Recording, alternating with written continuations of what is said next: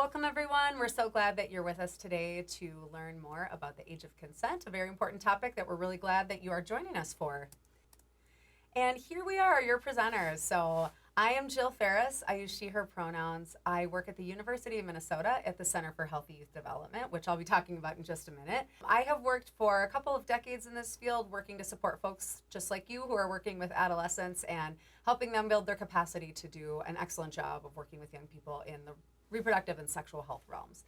And so very excited to be here with Meg today and presenting this really, really important topic to you all. It's something that people have been asking us for and that you all have been asking us for many, many years. So we're really excited to have a resource to share with you.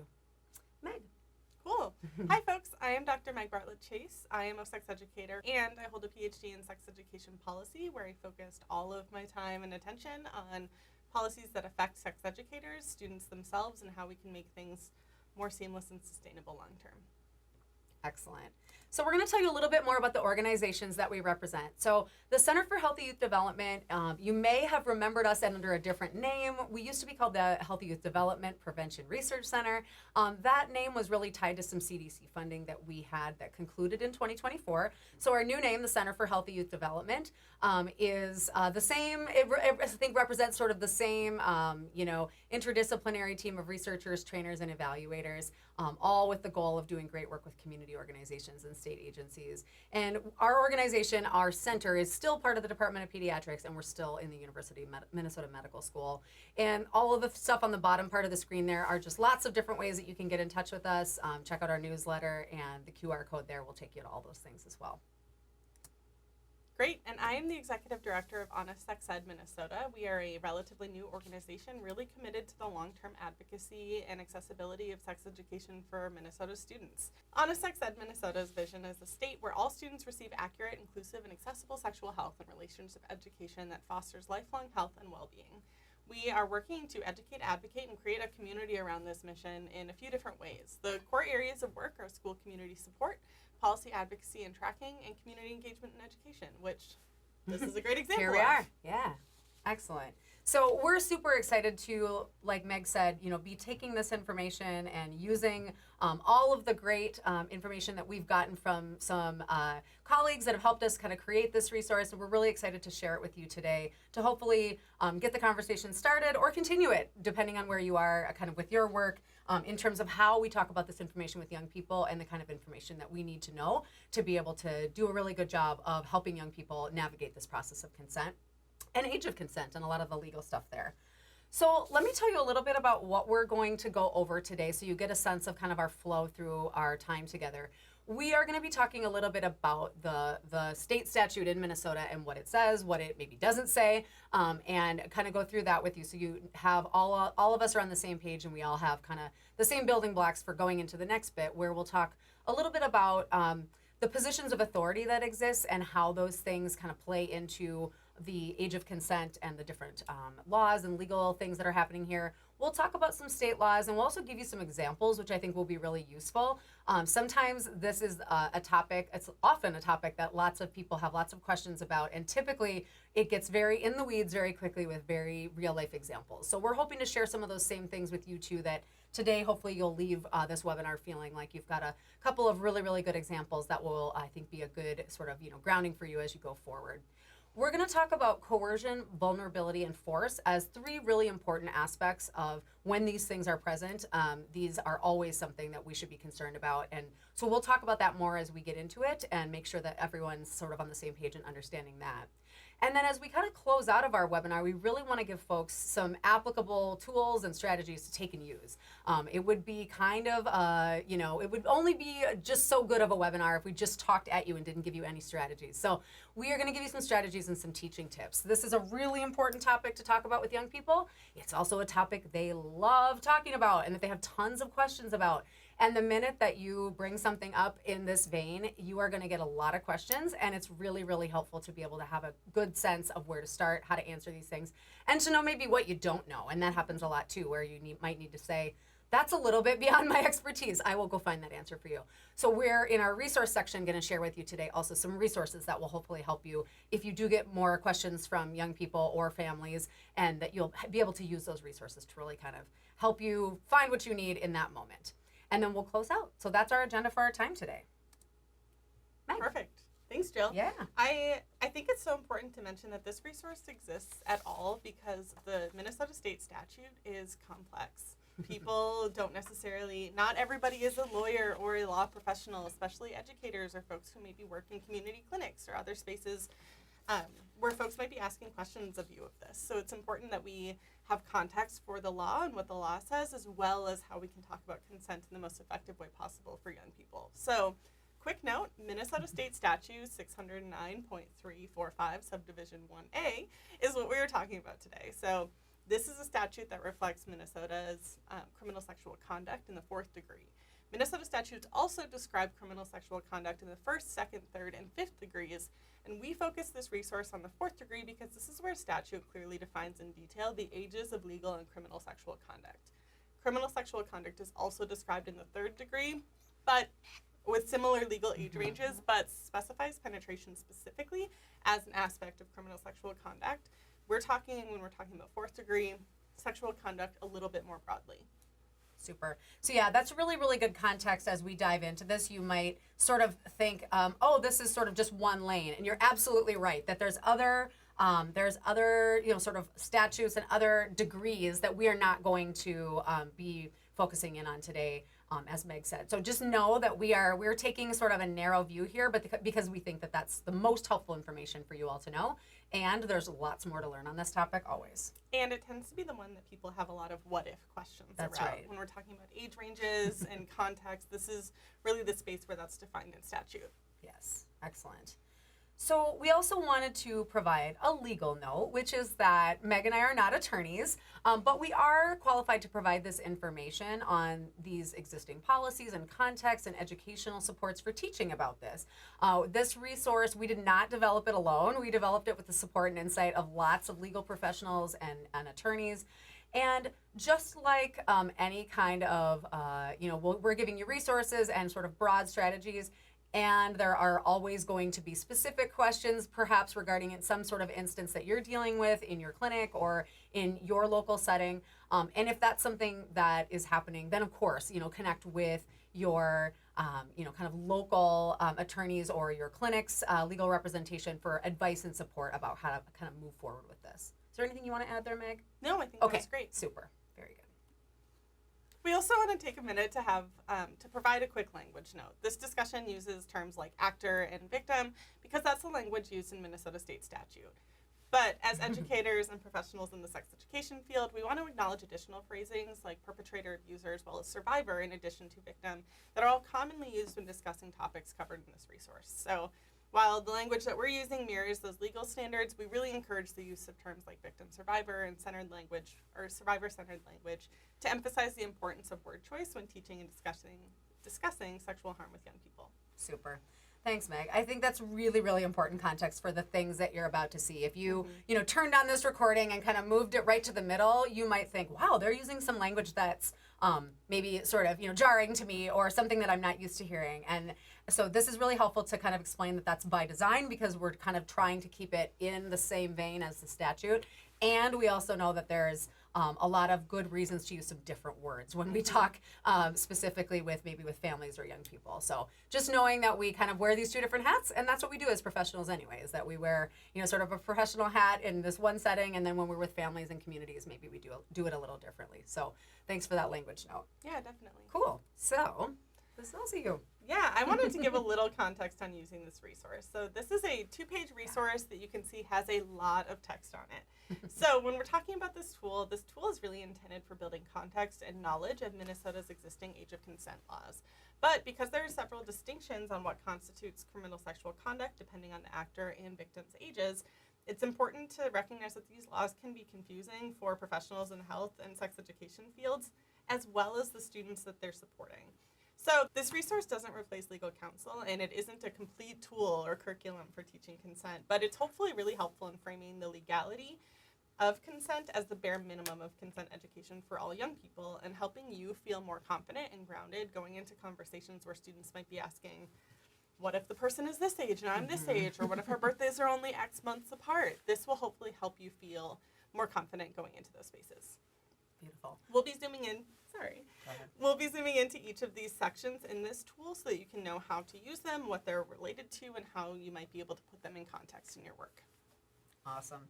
Yeah, that's what I was going to say, Meg, too, is that, you said, if young people have questions about this, and what I was going to say is they definitely will. They already do. Young people will absolutely come to you and say, what if this person is 180 days? Like they have a lot of very specific things that they want to know. And so again, not that this is going to be the be all end all of training for you, that you're going to be able to answer every single question about age of consent, but hopefully this will give you a lot of good grounding to be able to answer questions and to be able to find the answers for young folks if you aren't sure with just this resource that we're giving you.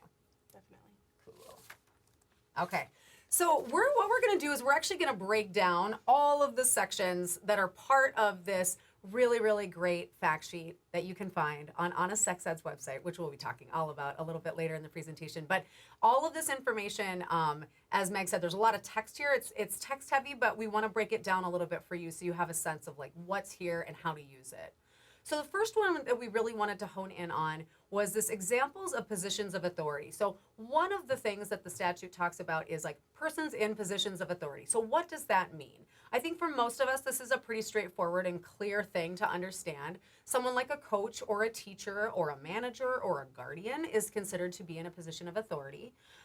You can imagine that things get a little bit murky or sticky when, for example, someone could have a manager that is younger than them. There are things here that are not as straightforward. Just as you have this title, you are automatically in a position of authority.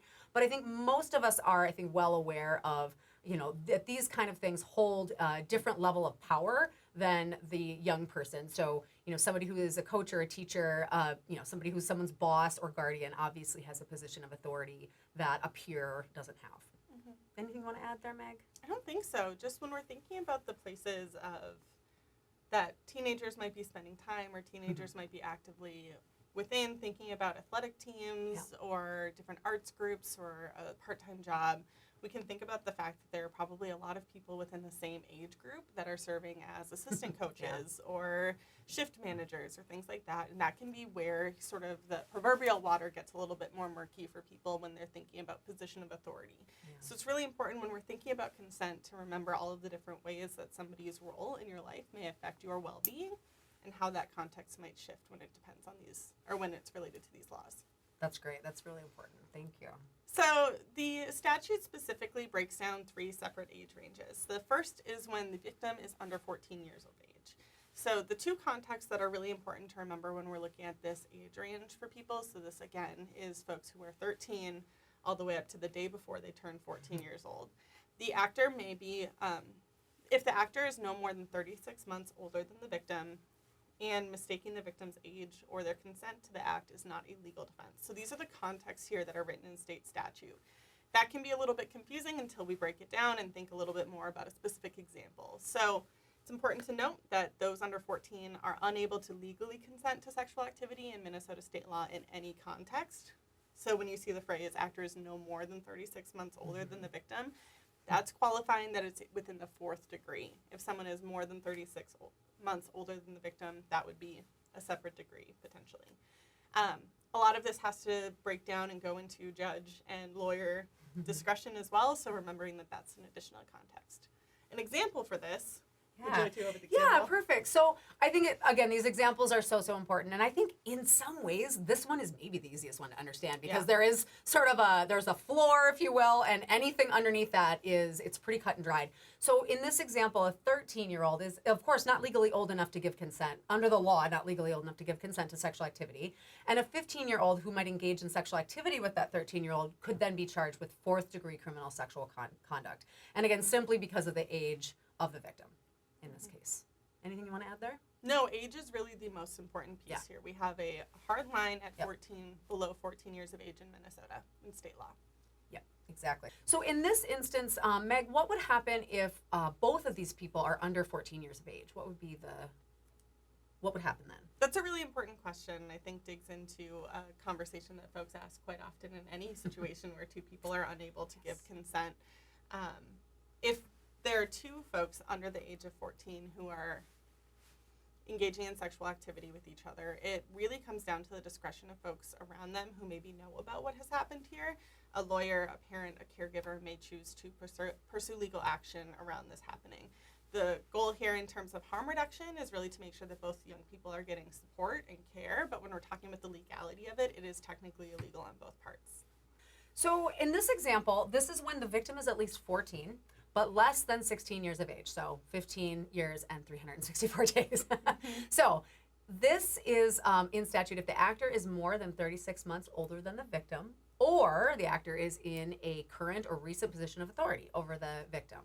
And again, just like the other one, the victim's consent to the act is not a legal defense. So this is something that is, I think, a very common scenario, and this is really getting into the nitty gritty of literally how many months older than the victim the actor is. So all of these things are very sticky. There's a couple of examples we have here that we think will really hopefully highlight, though, what this might look like in practice. So Meg will go through those for you. Definitely. So one example could be an 18-year-old high school senior who engages in sexual activity with a 15-year-old high school student, but holds no position of authority over that student. This can be folks who previously knew each other, but they're not in a position where someone was someone's assistant coach or a manager. The second example could be a 16-year-old workplace assistant manager that engages in sexual activity with a 14-year-old employee who could be charged now with fourth-degree criminal sexual conduct. So even if that person is no longer your assistant manager, but say you had a summer job where this person served in a position of authority over the younger person in this party or in this dynamic, that would still then constitute having a position of authority over the victim recently. Makes total sense. I mean, it does make total sense. This is also very, if anybody's listening to this and thinking, wow, this is really, this is a lot of things, there's a lot of moving parts, you're right, there are. And so yes, there's many sort of aspects to consider as you think through these things, and that's why I think these examples can be so useful. So, you want to go into this one about this example, please? Definitely. So in the last age bracket here within state statute, there's the example that a victim is at least 16 but less than 18 years of age.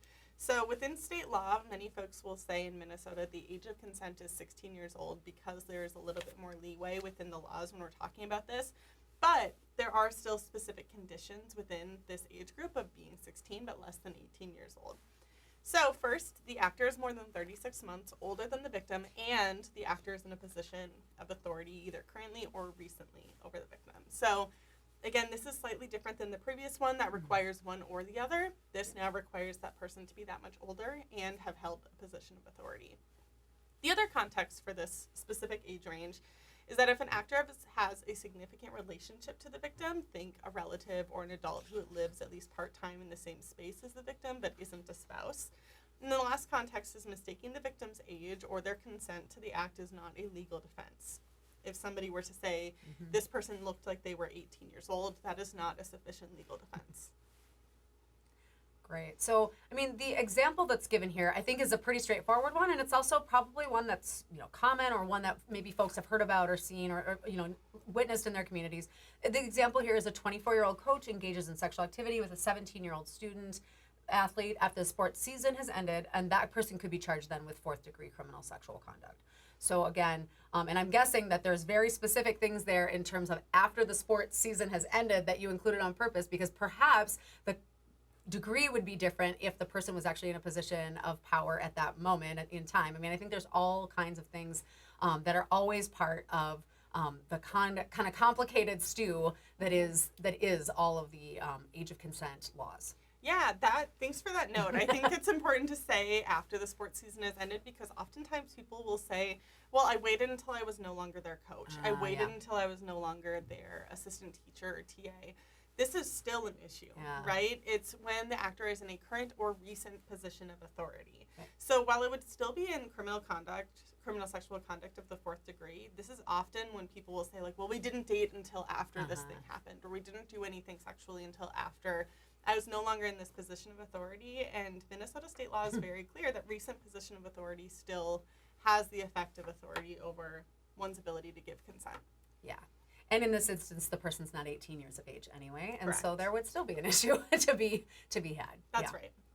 It's important also to note that these specific age ranges and contexts are not the end-all be-all of what we're considering legal consent, right? Sexual conduct is always a crime if it involves any of these three following things. So coercion, which is the use of words or circumstances that cause fear of bodily harm to the victim or others, or use of confinement or use of size or strength, anything that is meant to specifically intimidate somebody into doing something that they may not otherwise want to do.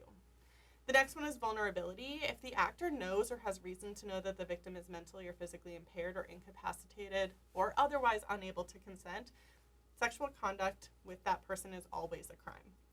Last is force. Force and coercion may be perceived very similarly, but within state law they are different and distinct. The force consists of the actual attempted or threatened use of bodily harm to the victim or actual or threatened use of any other crime against the victim. So while coercion may be a little bit trickier for folks to identify, really seeing threatened or actual use of these things would constitute force. Yeah. That makes sense to me. And when I look at this, I see coercion. There's some physical aspects to it, but I think coercion is almost sort of more of the emotional manipulation aspect of it, and the force is more of the physical part. But again, there's a lot of gray area in between those two things. Yeah, and one may bleed into the other, right? Yeah. One interaction may start off feeling really coercive and then move into a forceful situation. But again, the baseline here is that when any of these things are involved or within a sexual behavior or sexual conduct, that is now considered taking away a person's ability to consent in any legal or meaningful way. So, what do we do about all of this? I mean, we wanted to provide this presentation for you all today, of course, so that you have the information, so that you feel like you are prepared and ready when you get those questions. And also, some of you, I'm guessing, are going to want to be a little bit proactive in terms of like, how do I take this and use this in my work with young people? And so, if you're working in a clinical setting and this isn't something that you see yourself, sort of teaching in an education setting, all good. I actually think there's probably still some very important takeaways, because I think everybody has conversations with young folks about relationships, consent, whether you realize that you do or not. Yeah. And so when we're going to share some things here on the slide that talk a little bit about just some teaching strategies for you, and we'll kind of go back and forth on that. But there are really, really good reasons to kind of sort of improve your practice on this, regardless of what avenue you work with youth. So the legal limits of consent are what we talked about today. We talked about the law, but obviously that's not the entirety of consent education. And in fact, that would do a huge disservice to young people if that's all it was. Now, young people have lots of questions about this. And in fact, this is a place where sometimes actually this feels like the place that they don't know. Young people know a lot about consent, but sometimes the legal parts are what trips them up. And actually they teach us a lot about consent and about healthy relationships and about what they know about this topic. But we also know that we need to be doing a lot better, and that we need to be teaching not just one lesson on consent, but like many things, and that it needs to be incorporated and kind of embedded throughout. And so we want to have inclusive and accurate and accessible conversations about all of this stuff with our young people. So the first one that I'll talk about is just these major aspects of consent. Sometimes people call it FRIES. I love that one, like freely given, reversible. Oh, I always forget the I. Informed, enthusiastic, and specific. Thank you. That's right. Right. So, like, these are the things that are really, really important. Whatever acronym that you choose or whatever acronym you like, there are some really important parts of this context that young people need to know about. So, to give consent, people need to be informed of the context, like what's their partner status, or STI status, I should say, or what's going on with, like, are they dating other people, or are we just dating each other? People need to understand like what the context is of consent and who they're entering into sexual relationships with, and what's going on in terms of that person's safety and all kinds of other things like that. People also need to be able to understand that they can rescind consent at any time. I will say most of the young people that I work with, and typically many of the curricula that I teach or that I train people to teach, do have some information about about this, right? So what happens if a person decides in the middle of sex that they don't want to do this anymore? What happens? What do people say? And so there are conversations about that happen in really great sex ed classrooms, but I don't think it happens in every classroom, Right. and we want it to happen for all of our young people. We also know that talking about relationships and sexual activity in the context of being free from any coercion or force it's paramount. I mean, that actually to me is sort of like the basement. That absolutely should be so the bare bones that we talk about when we talk about what consent should look like.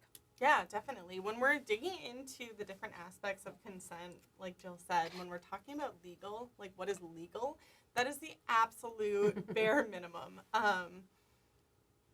If we're just trying to not commit a crime, we're probably not talking about how to have fully open and honest conversations about sex, relationships, how we're navigating those.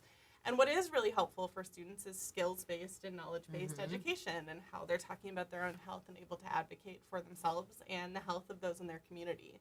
So having those honest conversations about sexual activities, boundaries, what people feel safe doing or not safe doing, can be a huge part of avoiding instances of coercion as well. What dynamics might make giving consent difficult, and how to avoid putting a person in a potentially harmful situation? This might require someone considering their own potentially manipulative or harmful behavior of, wow, have I put somebody in a position that feels uncomfortable or doesn't give them the full space to give consent? And last, a really great tool around consent and thing that students are open to learning and can have a ton of capacity for improving at is how to be a friend or an active bystander when you see consent not being given or respected. Yeah. This could be in a school interaction, it could be at a party, it could be amongst friends, it could be in a lot of different spaces where you see someone being pushed or being put out of their comfort zone a little bit. Just being that additional voice to say, hey, is everyone okay? Here's a really fundamental aspect of consent in communities. Yeah, I think that's so important. I think so many young people are, like you said, really, they do want to help, and they want to be allies and bystanders, and they want to be able to kind of get involved or help their friends and their peers when they can. And so one of the things that I think really makes a really great sex education class, or just sort of the hallmark of a really great class, is really listening to young people about what they say makes giving consent difficult, and then actually taking those things and role-playing it or working it out in your situations to say, okay, if this person said this, what would be your response? Really making it real for them. I think sometimes we as adults come in with our ideas about what might make consent difficult, and those things might be very, very different for the young folks that we are working with. So that's where I always start by like, tell me what's hard about this for you. Like, tell me what kind of situations make this really complicated. And then we can use those kind of things to maybe, think about some scenarios and how we get out of a scenario, or how we sort of avoid doing something that we maybe not want to do. Now, does that put it all on the person that doesn't want to do the thing to say, I don't want to do the thing? Yes. We also need to have the other side of the coin, right? In terms of like affirmative consent, and that we need to also be hearing no. And when someone is saying no, or is giving off any sort of indication of not wanting to do the thing, that the person needs to listen for no, and that people need to be respectful of where other people are with things, and pushing other folks into anything sexual is never okay. So just wanted to add that too. Yeah. Like, that piece is kind of missing from this teaching tips, but I always like to talk about the fact that it's not, the burden should never just be on the one person to say, I don't want to do the thing. The burden's also on the other person to say, I hear you saying you don't want to do the thing, and I respect that. Absolutely. And that is a skill, right? Removing the sexual context of this at all. If you ask somebody to do something and the other person says, no, I'm not interested, I don't want to hang out, or I don't want to do that, or that's not interesting to me, it is a skill for us to be able to hear rejection and not take that as a personal attack, but instead consider our own role in how we can navigate this relationship with health and care for our community. Excellent. Cool.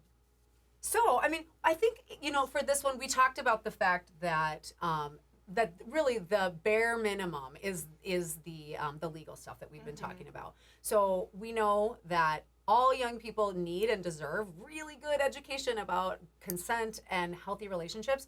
And that is what they want, by the way, too. I think you all are doing an excellent job in your clinical practices of talking about, condoms and birth control and being healthy in a physical way, and that is amazing. And I bet you young folks have questions for you sometimes around healthy relationships, or like, how do I know if this is okay for me? Or how do I know if this is somebody who really loves me? How do I know what love is? These are the kind of questions and conversations that young people are really, really thirsty for. And so these are the things that really require us to be able to know this information well, internalize it, so that we can be able to take this and explain it to other people really seamlessly. Anything else you want to note here, Meg, in terms of the bare minimum? Yeah, I mean, I think there are some really, just based on what you were saying, Jill, there are some really unique ways that healthcare and clinic employees navigate this space of consent with young people, right? If somebody says, hey, I wanted to have sex with this person, but they refuse to use a condom, how are you responding to that? That's not a space where you're fully agreeing upon the sexual actions that are taking place, right? So it's important to recognize the nuances of how things like sexual health care, things like reproductive health care, things like STI and pregnancy prevention might really come into play when we're talking about consent. So any of those ways that consent is intersecting with the ways that you're interacting with young people's reproductive and sexual health care is an important space to dig deeper and to continue providing those conversation and resources. Fabulous.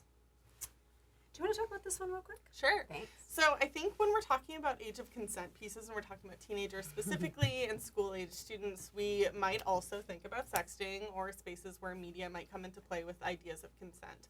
So Minnesota's age of consent does not apply to quote-unquote sexting or sharing explicit photos or videos.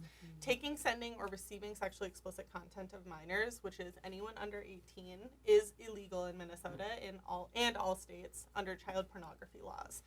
Also important that there are different levels of crime. This is not, again, talking specifically about sexual misconduct or criminal sexual conduct in the 4th degree. This is talking about child pornography laws specifically. So just a legal clarity there.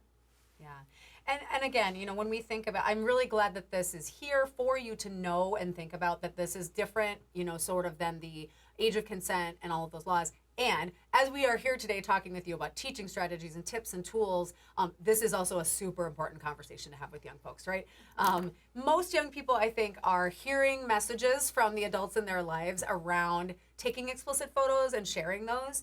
And I think that it cannot be overstated. Like, we have to continue to just let young people know that any possession of any of these is illegal, and that if you receive it, talk to a grown-up. If you send it, like, things happen, talk to a grown-up, right? Go find somebody that you can that you trust, especially if you're the recipient of it. I think we talk a lot with young folks about if you're the recipient of these kind of photos, what do you do? Because they're like, I didn't ask for this, I don't want this, and now I have something on my phone I don't want. What do I do? So these are really, really important conversations to have with youth, and to let them know that we as adults are here for them to help them navigate this, because this is really, really complicated, and they should never feel like they are being sort of left out in the woods on this. We need to walk this path right there with them.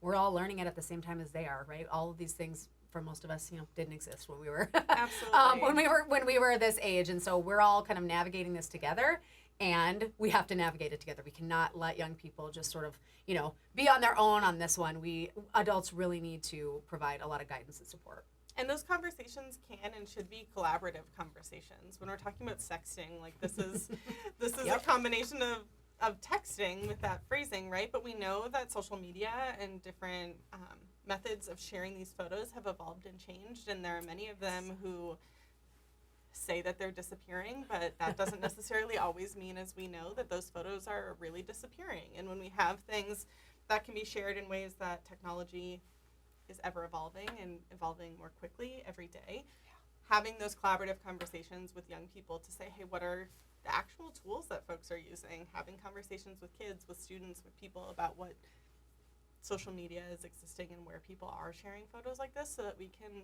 provide that support that Jill was talking about. Totally.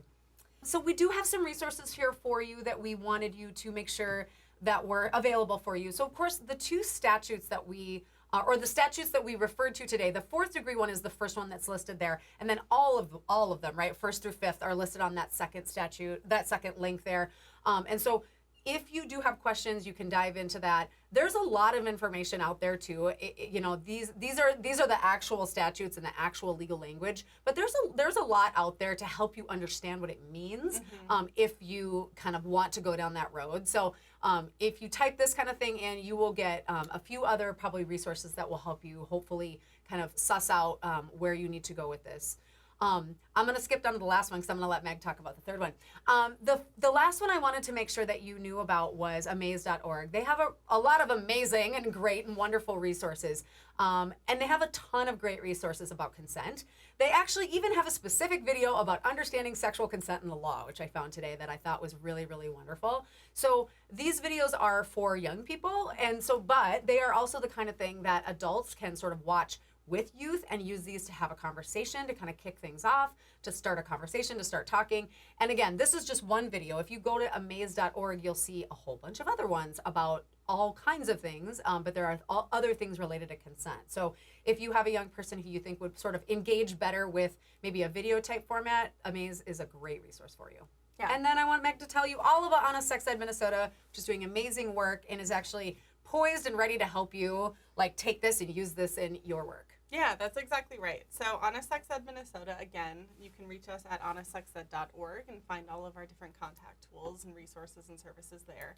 But I wanted to say that you are more than welcome to reach out to us if you have any additional questions on how to create a lesson plan, how to lead conversations, how to have a student group, what content to talk about within that space, or in general, just need support in your healthcare school community. So we do teacher training, educator trainings, curriculum support, school leader consulting, all of those different pieces.